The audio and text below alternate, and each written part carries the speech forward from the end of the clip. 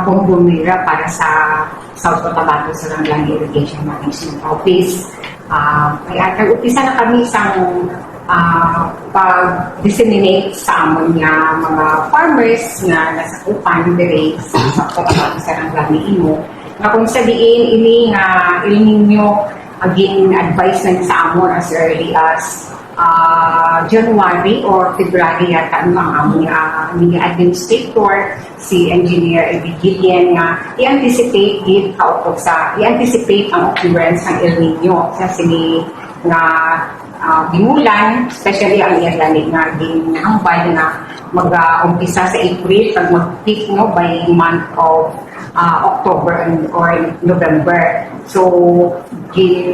advice na kami nga as early as possible dapat nga atag na sa mga information dissemination sa among mga Irrigators Association sa kung ano ang mga preparasyon na pwedeng